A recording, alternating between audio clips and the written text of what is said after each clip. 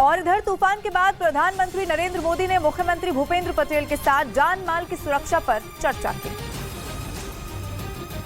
साथ ही गिर के जंगल में शेर समेत बाकी जानवरों की सलामती की व्यवस्था की भी जानकारी ली।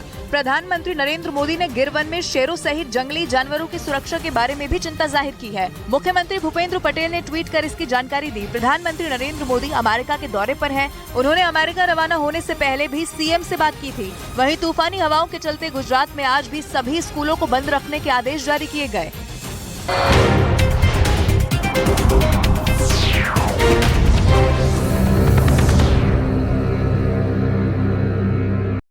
चुनौती को बढ़ा रही है। तूफान की वजह से उफनती लहरों को देखकर ऐसा लगा जैसे पूरा शहर ही समंदर में समा जाएगा। ऊपर से तेज हवाओं के साथ मूसलाधार बारिश ने प्रशासन के हाथ पांव फुला दिए, क्योंकि लगातार हो रही भारी बारिश की वजह से वहां के निचले इलाकों में पानी भरना शुरू हो गया। और तूफान बिपरजॉय के खौफ से गुजरात के द्वारका शहर में सन्नाटा पसर गया। डर की वजह से समंदर के किनारे मौजूद इलाकों को खाली करा लिया गया, क्योंकि मौसम विभाग के मुताबिक बिपरजॉय से सबसे ज्यादा तबाही की आशंका द्वारका में ही जताई गई थी, जिसका असर भी वहां दिखना शुरू हो गया, क्योंकि जैसे जैसे तूफान गुजरात के नजदीक पहुंचने लगा वहां भारी बारिश शुरू हो गई। बिपरजॉय के आने से वहां तूफानी हवाएं चलने लगी, जो अपने साथ सब कुछ उड़ा ले जाने पर आमादा दिखी। तेज हवाओं के साथ आप देख सकते हैं यहाँ पर खड़े रहना भी बेहद मुश्किल हो गया है, क्योंकि असर बिपरजॉय का दिखना पूरी तरीके से शुरू हो चुका है। ये पूरा इलाका वीरान है। इसी वजह से प्रशासन ने समंदर के किनारे वाले तमाम इलाकों को खाली करा लिया। समंदर के पास लोगों के आने जाने पर पाबंदी लगा दी गई, क्योंकि अरब सागर से उठे बिपरजॉय तूफान की वजह से समंदर अपने रौद्र रूप में दिखाई देने लगा।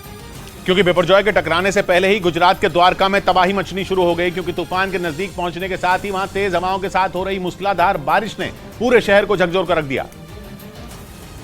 क्योंकि जैसे जैसे बिपरजॉय तूफान गुजरात के नजदीक पहुंचने लगा, वैसे वैसे हवाओं की रफ्तार भी तेज होने लगी। द्वारका में तो इतनी तेज हवाएं चलनी शुरू हो गईं कि उनके आगे खड़ा रह पाना जान जोखिम में डालने जैसा था।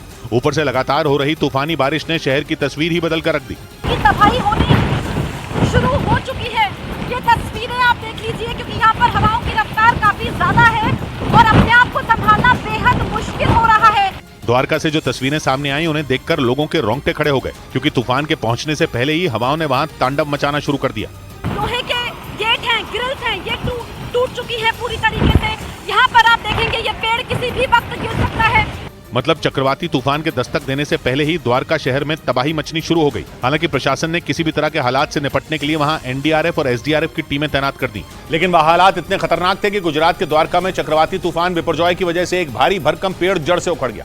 नागेश्वर ज्योतिर्लिंग मंदिर के पास तेज हवा में पेड़ टिक नहीं पाया, उखड़कर बीच सड़क पर गिर गया, जिसका डरा देने वाला एक वीडियो सामने आया, जिसमें एक भारी भरकम पेड़ जड़ से उखड़ता नजर आया। गुजरात के द्वारका में चक्रवाती तूफान बिपरजॉय की वजह से हवा की रफ्तार इतनी तेज थी कि इसने चंद सेकंड में सीमेंट से बने फर्श को तोड़कर एक बड़े पेड़ को धराशायी कर दिया। बताया गया कि नागेश्वर ज्योतिर्लिंग मंदिर के पास तेज हवा में पेड़ टिक नहीं पाया और उखड़कर बीच सड़क पर जा गिरा, जबकि समंदर के किनारे खड़ी नावें लहरों के बीच पलटती नजर आईं। खौफनाक लहरों से बचाने के लिए नावों को रस्सी और जंजीर की मदद से रोकने की कोशिश की गई, लेकिन ताकतवर तूफान ने सब कुछ तबाह कर